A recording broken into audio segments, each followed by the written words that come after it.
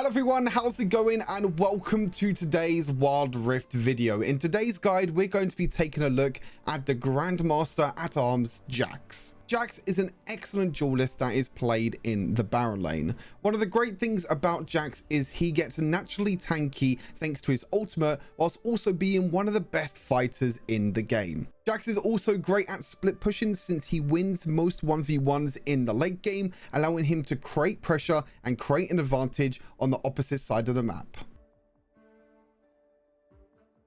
Taking a quick look through the build with JAX. As a fighter, JAX loves to build items that give him both damage but also give him tank stats. So when he's jumping in for the 1v1 duels or when he's jumping into team fights, he can do a lot of damage, but he can also take a lot of damage at the same time. Divine Sunderer being one of his core items and a great item for JAX. The base stats are great: maximum health, attack damage and ability haste, and the Spellblade passive means he gets to deal a little bit of extra damage. You have your auto attack reset with your second ability, which will proc your Spellblade passive straight away, meaning that you'll be able to deal damage to both champions, minions and also turrets. So it's great for split pushing, it's great for the 1v1 duels, and it'll also do a little bit more damage to the tanks and bruisers that you'll be up against.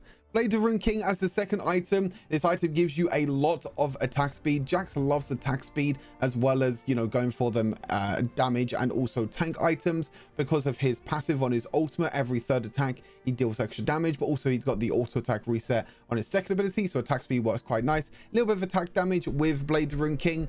Physical Vamp is quite nice for JAX, means that he can heal up a little bit more. The Rune Strikes passive means the tanks deal bonus physical damage equal to percentage of the enemy's current health on hit. This is really good against tanks, so if you're against champions that have a lot of maximum health, you'll be doing a lot more damage with Blade of Rune King. And the Drain passive is a great passive for dueling. Hitting a champion with 3 attacks or abilities deals magic damage and also steals 25% of their movement speed, so you'll be able to jump onto them really easily with your first ability, chase them down with Blade of Rune King and steal their movement speed. So it's going to be really difficult for them to try and escape. For the boots, you just most of the time want to go for defensive boots. Whether you go for Plate Steel Camps or Mercury Treads is up to you. Mercury Treads is really good against any sort of crowd control because you get the tenacity, and Plate Steel Camps are really good against any AD champions. The next item, Hole Breaker. This can be a bit situational, but I think the item is still really good. It's situational because if you don't split push, you don't get the full value out of the item. But even if you don't split push and you're not by yourself from the boarding party passive, the base stats are still great. 55 attack damage, 300 maximum health are great stats for JAX. And as I mentioned, a boarding party passive, while no allied champions are nearby, you gain armor and magic resist, and you also get to deal additional damage to towers. And it also works for large minions in your lane. They gain armor, magic resist, and also deal more damage to structures. This is really good if you're looking to split push with JAX. That means going on the opposite side of the map and trying to push down towers. This allows you to take towers very quickly, allows you to win 1v1 duels a lot easier because you get armor and magic resist, and allows you to just be an absolute beast in the side lane. For the next item, Sterox Gauge, an item that gives you a lot of maximum health. This is one of your tankier items that you're going to be building. A lot of maximum health. The heavy-handed passive as well means that you'll be dealing a little bit of extra damage and you're getting a little bit of extra AD, because 50% of your base AD is converted into bonus attack damage or added on as bonus attack damage. You get a little bit more attack damage. But the Lifeline passive means that damage that puts you underneath for 35% health grants you a shield equal to 75% of your bonus HP that decays over a few seconds. So the more HP you have, the more shielding you're going to get from Sterox Gauge. Just saves you a lot, especially when you're low on health. Saves you a lot, gives you a big massive shield and helps you out a lot. Then for the final item, we have Death Stance. You can build this a little bit earlier in the build if you want to. Attack damage, armor, ability haste. Really good against AD champions. Not that great against AP champions because obviously the armor doesn't really, you know, do too much against AP champions. The Cauterize passive, the second part, means 35% of physical damage received, 15% if the enemy equipped its range, is dealt to you as true damage over 3 seconds, which might not seem that good, but it's really good when you add in the Dance passive. Champion takedowns cleanses Cauterize remaining damage pool, which means you won't take true damage anymore, and instead restores 12% of your maximum health. over 2 seconds. So the more maximum health you have, the more death stance is going to be healing you. But yeah, with JAX, takedowns are going to be pretty much a given. You're jumping in, you're auto attacking a lot of champions, you're using your third ability to stun them as well. So death stance has a great synergy with JAX. As for the situational items, there are a few situational items here. Something like Trinity Force could be a good replacement for Divine Sunderer if you're not against any tanks. Divine Sunderer is good against bruisers and tanks, but Trinity Force is better against squishy champions or assassins. If you need any more magic resist, or if you need magic resist, you can go for Wit's End, which gives you attack speed, as I mentioned, is already great, and magic resist and the Outwinds Wit's End passive means that you'll be able to deal bonus magic damage with your basic attacks. And then if you get into a lot of critical strike champions, Yasuo, Yone, ADC crits, then you can also go for Randuin's Omen, because the determination passive means that when you're critically struck, you gain charges, and then when you auto attack, you'll be able to heal up a little bit of health, which can also work out very well.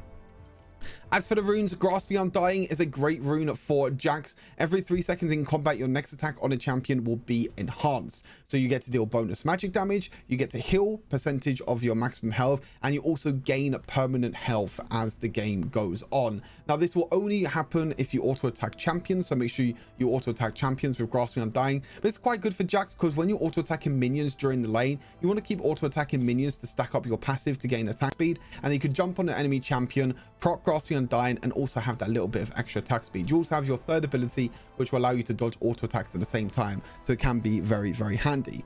Then you have Brutal. Brutal is a very good aggressive rune in the early game. Basic attacks deal bonus adaptive damage on hit against champions. Doesn't scale as well into the mid and late game, but it's really good for the early game if you want that little bit of extra power with your auto attacks. If you don't want to go for Brutal, if you don't feel like you want, feel that confident in the early game, you can go for something like Triumph instead. That is also another great option.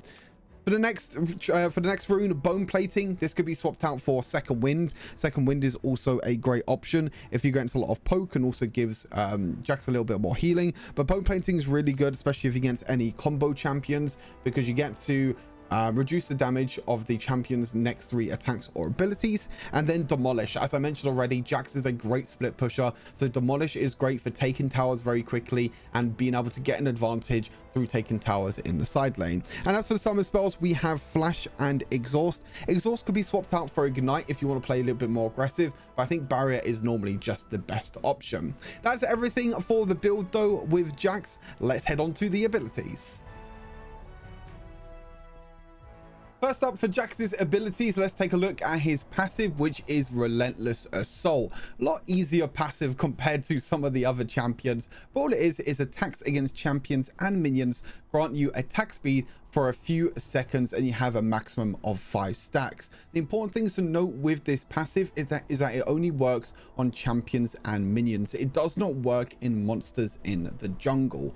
But the way you can indicate how many stacks you have from your passive is just underneath JAX's mana bar. So when you're auto attacking, you can see that little yellow bar. Every single time you auto attack, you're going to gain a stack towards that yellow bar, and then you can get up to a maximum of 5 stacks. You can use this really effectively during the laning phase, because you can auto attack minions, gain the stacks from your passive, which gives you attack speed, and then look to try and jump on the champion. So you can just auto attack a few times, and then you're like, oh, now I'm ready to go in, I could jump on this champion, and then you just get an insane amount of attack speed and get a really good trade-off in the end of it. For JAX's first ability, we have Leap Strike, which allows JAX to leap to a target unit, dealing physical damage if it is an enemy. Now, you can easily jump to a target enemy if you want to, whether that be a minion or a champion. You can just tap on the first ability or aim the first ability to make sure you jump to the right target, and you get to deal damage. But the cool thing about this ability is that you can actually use it as an escape tool,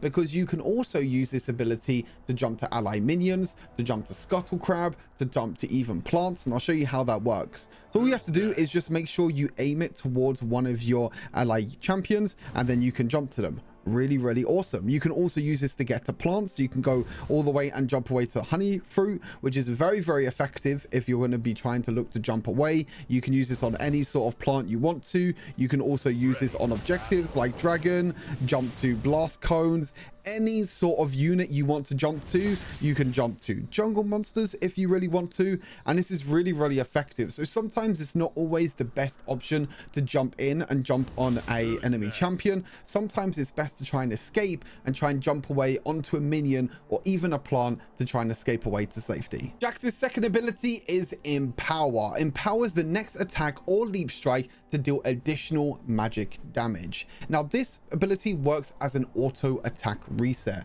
meaning that you'll reduce the time between your auto attacks every single time. So when you normally auto attack with JAX, you can see that there's a little bit of a delay between each auto attack. This is where your second ability comes in. If you auto attack, second ability auto attack, it actually reduces the time between your first auto attack and your second auto attack. This is, I can't begin to stress enough how much this is effective on JAX. You can use this on towers, you can use this on minions, you can also use this on champions, and this will also proc your spell blade passive, meaning you can auto attack and you could just keep using your second ability.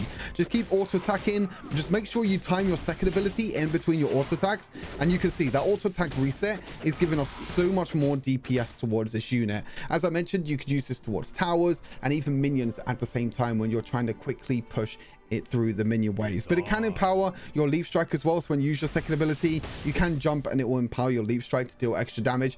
To be honest, that's not really the most effective way to use it. You just want to try and jump in with your leap strike and then auto attack reset with your second ability. That's the best and most effective way to use JAX's second ability. JAX's third ability is Counter Strike, which allows JAX to enter in a defense stance, dodging all incoming attacks and taking reduced damage from champions for a few seconds. After this duration, nearby enemies are stunned for 1 second and take a little bit of physical damage, and each attack dodge increases this damage by 20% up to 100%. You can also recast this ability at any time, which ends the defense stance early to damage and stun nearby enemies immediately. Now, sometimes you want to do the whole duration of your third ability, and sometimes you want to activate a little bit earlier to get the stun so you can auto attack a few more times. So when you use your third ability, you can see that this is your defense stance. This is what the defense stance looks like. You just swing your weapon. Well, it's not really a weapon because JAX doesn't have a real weapon. Yeah, swings his lamp around and he enters the defense stance. And then when you're near allied champions or near minions or even monsters in the jungle, you can stun them. Now, as I mentioned, you can reactivate this ability early. So if I activate my third ability and activate it again, it will instantly stun them and instantly deal that little bit of extra damage. This is really effective when comboing with your first ability to leap in.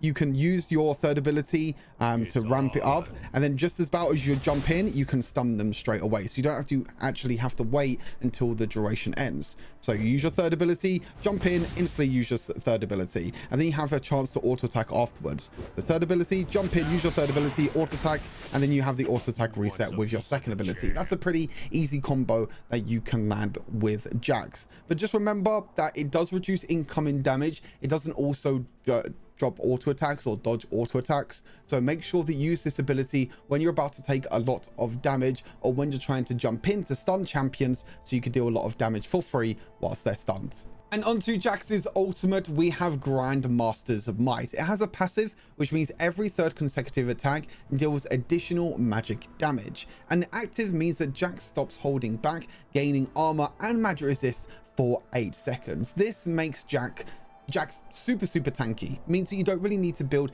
that many defensive items because we get so much armor and so much magic resistance from his ultimate, which has a very low cooldown in the later stages of the game. So the passive version of the ultimate is quite good once you reach level 5, because it means every single 3 auto attacks JAX slams his lamp down and deals a little bit of extra damage. So you do 1, 2, 3. That's how you know you dealt a little bit of extra damage. So 1, 2, 3. That little slam down will tell you that you've done a little bit of extra damage from it. You can actually use the auto attack reset on your second ability to do this really well. So you do 1, 2, 3, and there you go. With the auto attack reset, you can quickly proc the third attack from the ultimate passive because of the auto attack reset from your second ability. So it's actually a quicker damage output if you do it this way. Auto attack into second ability. And not only do you get the extra damage from your second ability, but you also get extra damage from the passive of your ultimate. And then when you use the ultimate, There you go. It's as simple as that. Use the ultimate, you gain armor, you gain magic resist for a few seconds, which can be very, very good, especially when you're jumping into team fights. It's also pretty good when jumping in for 1v1. So you can use your ultimate, then use the combo, as I mentioned before, to jump in. So not only are you going to stun the champions and deal a lot of damage to them, but you're also going to be taking less damage because of the insane armor and insane magic resist that you're gaining from your ultimate. Taking a quick look at a few combos with JAX. I already explained one quite briefly before with your third ability and your first ability. This is pretty much going to be your basic combo that you're going to be using throughout the entire game with JAX, whether it be laning phase, split pushing for the 1v1 duels, or jumping into team fights. So what you do is use your third ability, but you don't reactivate it straight away. You then use your first ability to jump on an enemy champion, reactivate the third ability, auto attack, second ability, auto attack to get that auto attack reset. So you use your third ability, jump on a champion, then use your second ability to auto attack reset straight afterwards. So it means that you get the stun straight away from your third ability, but then also you'll be able to get the auto attack reset by the time the stun ends. So you'll be able to do a lot of damage. So third ability, jump in, use the third ability, auto attack, second ability, auto attack, and there you go. You do a lot of damage in a really short amount of time. For the laner phase, there are some other combos that you can do. You can actually walk up close to enemy champions and use this combo very effectively. So you can actually use your third ability when you're walking into close range, just dodged attacks, auto attack a few times, and when that stun ends, you can then jump away to safety. So you can just wait until the full duration ends on your third ability. You don't have to reactivate early because you want to walk up. You want to walk up, you want to auto attack a few times, dodge the attacks, take reduced damage, and as straight as that stun is about to end, you can jump away to allied minions, and then you'll be able to jump away to safety. It's really, really good. You can use this in many different ways. You can also jump in during lane phase as well and just use this as an auto attack reset and run away afterwards, because you can do jump, auto attack, second ability, auto attack, and then look to jump away. There's many different combos that you can use for JAX during the laning phase, but the main two is the two that I said at the start, which is mixing up your first ability and your third ability to jump in and dodge auto attacks and also stun them, so you can do a little bit of extra damage, or just walk up, don't use your first ability, just walk up, use your third ability, auto attack a few times, stun them, and then jump away to safety. This is going to pretty much win you the trades mostly every single time during laning phase, especially because of grasping undying passive.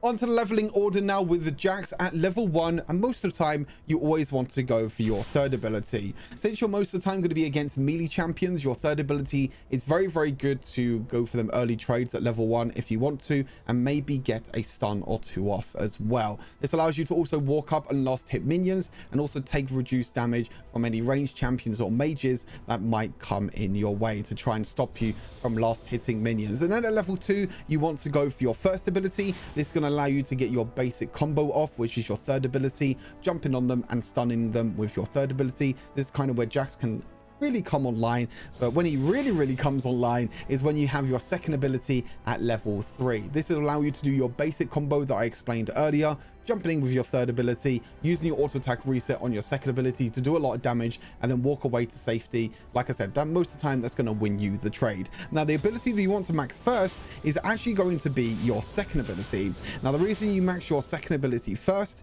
is because of how much damage and the cooldown that you can get on this ability. Lowering the cooldown of your second ability is really important because you can get more auto attack resets off, which means you can deal more damage, and also the base damage going up by a whopping amount is also very nice. And then for your second ability you want to max your third ability to make sure that you just get the extra stuns off with your third ability. Make sure you get the little bit of cooldown reduction. The cost goes up, which doesn't matter, a little bit of extra bonus damage, but the main thing is the cooldown going lower so you can use your third ability more often. And then for the last one, you want to max your first ability, making sure that you level up your ultimate whenever possible. That's pretty much everything with JAX. I've gone through everything with the build, abilities, and also the combos. Now we're going to jump into a gameplay where I'm going to explain to you how to play JAX at all stages of the game. So sit back, relax, and enjoy the gameplay. All right, on to the gameplay we go with JAX up in the Baron lane. This is a spicy one. This is a spicy gameplay. Honestly, when reading through JAX's abilities, you probably think to yourself, you're like, oh, JAX seems like a pretty easy champion. And then you realize what other Baron lane champions can do, and JAX feels like an absolute pile of rubbish, basically. But I mean, JAX is very, very strong at the moment. Very, very insane right now in the current meta for many reasons. You know, trading in the early game, he's quite decent because of his, you know, third ability and first ability being able to jump on people. You also have his split push potential with Hole Breaker, and also how strong he is jumping into team fights. So starting off this laning phase here, we are against Yone. My goal here is just to do my best to try and push out and try and get level 2 as quick as possible. You can see I used my third ability there because I thought the Yone was going to dash onto me with his third point of his first ability, but he didn't. But you can see what I'm going to do here, because I've got the pushing power in the lane, I'm going to go and spot out this Amumu, which for some reason the Amumu thought he would flash and also smite at the same time. No idea why. I think he had the flash on the wrong side of the button or something like that. I'm not really too sure, but hey, that's an early flash for a jungler just for walking up and just for warding, so that's quite funny, to be honest with you. Yeah, getting a little bit of vision is always important. I know that Amumu now started blue buff, so probably Amumu's going to go all the way up to the red buff now, or go all the way up to the red side of the map, which is quite nice. You see what I'm doing here is I'm just trying my best to trade and play around my third ability as much as possible, play around my grasp of the Undying stacks, and try and dodge out Yone as much as I can, because dodging Yone's first ability can be quite difficult. Also at the same time, it can be quite easy. Use my third ability here. Yone does flash away, so I know that I got a free kill here because Yone for some reason was able to flash away, and there we go. So I was able to jump onto the cannon minion there, use my third ability to block all the attacks and also take a little bit of reduced damage. And then for some reason Yone flashed that way instead of the other way, not really too sure why. And I was able to auto attack enough and get a nice easy solo kill there up in the Baron lane. Now I was probably I was gonna go back to base, but I was like, this wave is in a really, really bad spot. You never want to really leave the wave just outside the tower range, because that means that when the enemy walks up and they try and take the minions, they can freeze the late wave there. They can just tank the minions and completely freeze the wave. But this does mean that I can't really go back to base, because if I go back to base, I'm probably going to lose some minions. So I'm just going to stay for now. Yone only has one longsword up on me. I can go back and get a few items, but honestly, it's not that big of a deal. Kind of used my counter strike a little bit too early there. I was hoping that the Yone would jump forward there. But as you can see here, I'm just trying to trade. I'm trying to play around Yone's abilities. I know Yone's going to probably look for a knock up here, so I'm not going to walk forward. And now, well, as soon as he uses that, I'm like, cool, there's my opportunity to walk forwards. The reason why I'm auto attacking so much is I'm trying to stack my passive as much as possible. But stacking your passive is really, really nice. Use my ultimate here, because I know that Yone's going to try and do a lot of damage and then get away to safety. I do have to play a little bit more careful here now, though, because I am very, very low on health. So I have to be careful that I don't take any damage at all. I know that Yone doesn't have its first ability, so I'm just going to jump in there, take a little bit of a trade with Grasp of the Undying. So yeah, with JAX, obviously you're going to be pushing the lane most of the time because you want to try and stack your first ability as much as possible. Just got back to base there. It was very, very close. Yone nearly used his ulti, which, to be honest, I probably would have been fine because I would have been able to use my third ability to reduce damage and dodge his auto attacks. But still, it's pretty close. Not gonna lie. Top lane seems to be going pretty well. Katarina ultimate doesn't really do too much. We're all good there. So yeah, I can come back to lane now. I know Yone has his knock up, so again, just playing passive, waiting for his knock up, and then I can look to walk up and auto attack minions. So I can freeze a lane here if I want to. I'm going to kill this cannon minion, and you can see that this is exactly what I didn't want to happen on the other side. So unfortunately, some of the melee minions actually walked up to the tower, so it's kind of unfortunate. But you see here, I'm just stopping the wave here. The wave's just going to stop here. It's going to push ever so slightly in his favor because the melee minions unfortunately went to the tower instead of focusing onto me. But this is one thing you do not want to do as a Baron laner, is leave your lane like this. You always want to try and push your lane, because as you can see, Yone already missed two or three minions, and now the wave is in a really bad state for him. I can just look to walk up, auto attack every single time, and he's only away from CS. You see, Yone has to walk up to try and get last hit on the minions, but he can't because he's so far behind already. He's a level behind, and now he's just losing CS. This is about controlling your wave as a Baron laner. You can do this in pretty much every lane, down the Jura lane, up in the Baron lane, any sort of, you know, way you want to control the lane, you could do that. Blitzcrank roaming off the top lane is really nice. Able to get a flash and an auto attack reset there on my second ability, and there we go, another kill there. Very nice roam from the Blitzcrank. roam it up into Baron lane and give me a little bit of a helping hand. Now, I didn't take Demolish in this matchup. I did take Sweet Tooth because I knew that I was going to trade against Yone early on. But you can see, even without Demolish, with the auto attack reset, you could do so much damage to towers. Look at that. I just took 3 tower platings in the space of a few seconds. That's 450 gold that I just got from tower platings. Imagine if I had Demolish, I probably could have taken the first tower of the game there, to be honest with you. But it's fine. We take a few tower plates anyway. We go back. We try and go towards building Divine Sunderer, which is what we complete, and then I'm going to go for Hullbreaker. The reason why I'm going for Hullbreaker second this game instead of Blade Rune King, I'm not against that many tanks, especially Yone in the Baron lane is not very tanky, and I know that I am so far ahead already. So now I know I'm so far ahead, I can use the advantage in the Baron lane and look to try and split push if I can.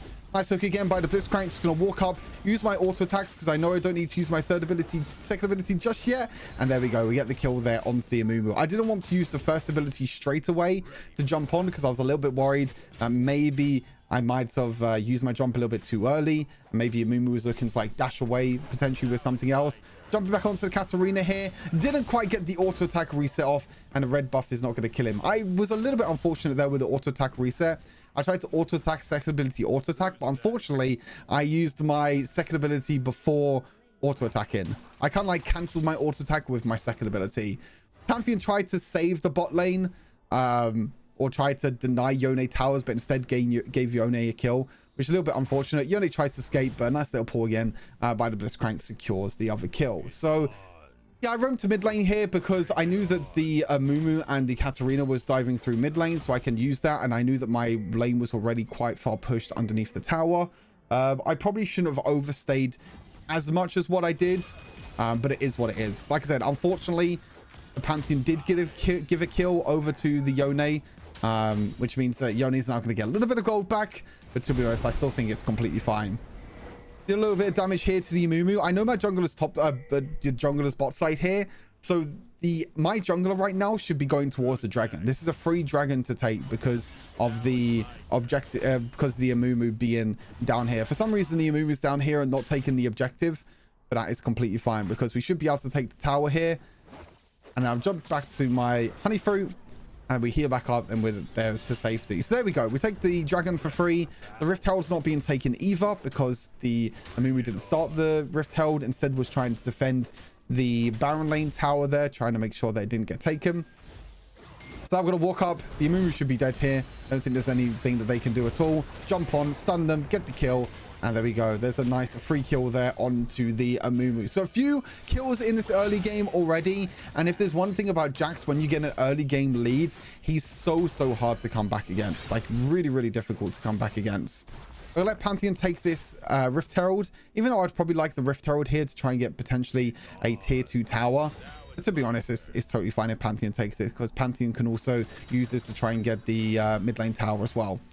Gonna push out this lane, then go back to base. Probably. I don't think I'm gonna stay in this lane. Or maybe I do stay in this lane to try and get the first tower. Yeah, I know that I'm so far ahead here. So I walk up here. I use my ultimate. I know that I have enough damage to kill the tower. Get a little bit of a stun. I see the Katarina here, so I know that I have to just go in for the kill. I do kill the Yone. I do get the tower, but unfortunately, I do die to Katarina. So few decent trades there, to be honest with you. Pantheon's not taken the not used the Rift Herald. I think the Rift Herald could definitely have been used mid lane because Katarina roams, or can use it maybe. Oh no, the top lane tower's gone, to be fair, so I don't think the top lane tower is that big of a deal. But even still having a Rift Herald is still quite nice because you can still use that Rift Herald mid lane to try and get a few other things. I'm getting anti-heal this game. The Executioner's calling. They do have a little bit of healing. Katarina heals a little bit. Samira healing. Yone healing as well because they both have shield bow. So it's a pretty important item here to go for JAX, especially because I'm going to be split pushing most of the time this game against the Yone. And the reason why, another reason why I went for Hullbreaker is that I know that Yone is not going to build Hullbreaker this game. Yone is a champion that doesn't really want to build Hullbreaker because the stats are okay for him, but he's not really a split push champion. You know, he's more for, you know, being able to join in during team fights, building a lot of crit and attack speed to deal a lot more damage. So I can see here that a little bit of a skirmish, a little bit of fight is happening in the mid lane. So I know that I can push this lane pretty much for free. Again, the whole breaker is going to allow me to do a lot of damage to this tower and also allow my cannon minion to also do a lot of damage to the tower. So there you go. Another tower for us. I was going to try and go for the inhibitor, but I do see the Katarina. So it does mean that unfortunately I'm not going to be able to get the inhibitor, but this now gives me enough time to try and roam to the mid lane, which my Blitzcrank unfortunately is getting dove on. Samira does use the flash. I try and stay a little bit out of vision. The Nautilus is there. I was like, yeah, I'm not really going to get the Nautilus. And I see the Pantheon ulti coming in. I'm like, okay, I guess we're fighting. Screw the minions. Who cares about the minions? Jump onto the Nautilus and get a kill there. So pretty decent there. Getting another kill onto the JAX onto myself, which is quite nice. Go up to the top lane here, get a few minions, and then we get on our way. The bot lane is pushing right now. I probably should go back and push out the bot lane, but I probably will go back after I take these minions. There you go. Take the minions, go back. We go down to the bot lane now. We've got our whole breaker completed. Mid lane tower has also been taken. So again, we're in a really, really nice spot. Going for Sterix Gauge as our third item. Again, I don't really feel like I need Blade of the Ruined King this game because I don't really need to do that % health damage. An item that could actually be pretty good this game is Wit's End if I do feel like I need more attack speed. But to be honest, I think most of the time I don't really need that much attack speed. You see how slow JAX clears through the jungle now as well because his passive doesn't work in the jungle at all, which is kind of annoying, but it is what it is. So just going to create pressure here around the bot lane again. A little bit of a skirmish or something's happening top lane. I'm just pinging my team to back because I know that I can get an inhibitor completely free here as long as my team just doesn't fight. Kai'Sa does get a kill and dies for it. I'm just thinking to myself at the moment, it's like, no one can beat me in a 1v1. No one is able to beat me. I can split push. I can try and get some kills. But unfortunately, because my team is dying, it means that I'm probably not going to be able to take the tower here, which is going to be a little bit unfortunate. The dragon is spawning. All my team had to do there was just play passive and wait for the dragon to spawn. Wait for the dragon to spawn, then just distract the team, and then for me to get inhibitor. But I still get inhibitor anyway for it. So, to be fair, it's quite worth it. And actually, the rest of the enemy team actually went back to base instead of going for the dragon. So I'm just like, cool, that's totally fine with me. I take inhibitor. I can then roam very quickly down to the dragon and take the dragon. Now, instead of actually attacking the dragon here, I do something that you can do a little bit cheeky, which is stay in this bush and look at this. I see the Samira. I instantly stun her with my third ability. I know I got enough damage here. I could jump onto her and get another kill, flash away to safety. I then have my counter strike again, so I'm like, cool, I can just get another kill. There we go, a cheeky other kill. Now, this is one of the things that I want you to learn with JAX. So when you're in melee range, like that, for example, with a Samira, don't use your first ability straight away. Because if I use my first ability straight away there to deal damage, I wouldn't have killed the Samira. Unfortunately, I died there to Yone, but it's fine. He also died for it. So I wouldn't have killed the Samira if I jumped on her straight away to do a little bit of damage. You can see instead, all I did was I activated my third ability and I was able to auto attack and reset with my second ability and then reactivate my third ability to stun. And then when Samira dashes away, I'm like, cool, now's my time to use my jump. So make sure that if you're in range to auto attack, don't waste your first ability. Even though it does do a little bit of damage, don't waste your first ability because that champion might flash away or dash away and then you have no chance of getting onto them. So yeah, as you can see, I'm sending them to my team now. Go to Baron. I'm going to go up towards the Baron lane. I've got teleport now. I've got going towards, I think Twin Guard, I think I went for in this game because I know I have enough damage. So as you can see, I'm picking my team to go towards Baron because I'm like, cool, I can go up towards the Baron lane. I can try and take in a second inhibitor if I want to, or my team takes Baron. It's a win-win situation here for me and my team. And if I want to, I can join the fight with teleport just in case I need to. Now's the time that I probably could have looked for a teleport, but I didn't actually look for a teleport. Unfortunate double kill here for the Samira. So again, it's just... my team didn't really need to fight. It's a 4 versus 5. My team didn't really need to fight. But again, because I'm creating this pressure in the Baron lane, and even though my team lost the fight, look, the jungler has to come up to the Baron lane, which means that they can't actually take Baron. Even though my jungler is dead, the Baron can't be taken because the jungler went up to top side. So it gives them enough time. So nice cook again by the Blitzcrank. Walk up to the Yone here, get a little bit of an auto attack reset, and there we go. There is another kill there onto the Yone. I do unfortunately step a little bit too far forward though, but I'm going to stun and I'm going to auto attack a few times onto the Amumu. I could have tried to jump away there with my first ability, but here comes Cavalry. Pantheon jumps in, gets a jump unfortunately onto the Nautilus instead of the Samira, which is a little bit unfortunate. Not really something that I think Pantheon wanted to do. But yeah, there you go. Using my jump away to safety and then getting the kill there onto the Samira. I don't think the Pantheon wanted to stun onto Nautilus. Might have been a little bit of a misclick. It does happen. A little bit of a misclick does happen sometimes, and then you're not able to get the kills. Again, I'm pinging my team. Don't fight. Just go around the Baron. Just start the Baron. Just wait around Baron. Create that pressure for me around Baron. And this is normally really effective in team play when you're playing like 5 versus 5, for example. But it's not very good when you're in solo queue, because people like this Kai'Sa, for example, will not understand the idea that you're trying to get. For some reason, this Kai'Sa is in the Baron lane for me, so I'm actually not getting the whole breaker passive because Kai'Sa's nearby. I'm like to the Kai'Sa, like, just, you know, just go towards the Baron. I'm pinging the Baron right now. For some reason, the Kai'Sa's doing a red buff. I mean, it happens. Some people don't understand how, you know, split pushing and everything works.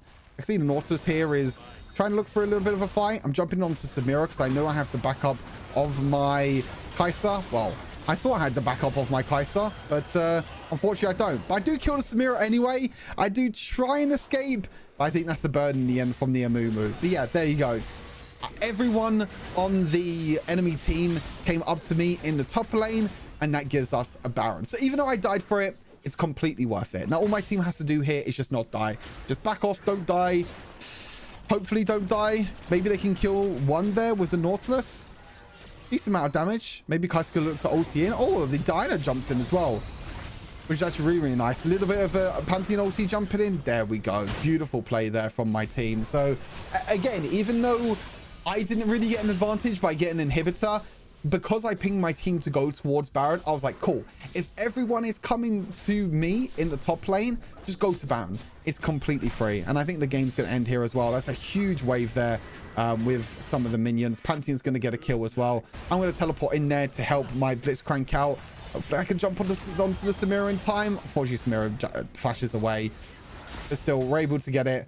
Auto attack the Nexus. That's all we got to do now to end the game. The Baron minion is there, and there we go. We end the game in quite neat fashion. A few little mistakes that I made this game, but to be honest, like I said, with a champion like JAX, you want to make sure that you create pressure through split pushing, and split pushing is always very, very important when looking for you know, playing JAX and looking for, you know, creating pressure in the opposite side of the lane. MVP performance as well, 10-3-2 with 20,000 damage. Not the highest kill game in the world, but again, I was creating pressure on the opposite side of the map, which allowed my team to go towards Baron, take that Baron, and then we was able to win the game through through the Baron wave or Baron wave minions through the bot lane. So overall, very, very good performance, and hopefully you learned a thing or two about JAX in this video. Any questions, leave them down in the comments, and as always, stay safe, and I'll see you in the next Wilder video. Peace.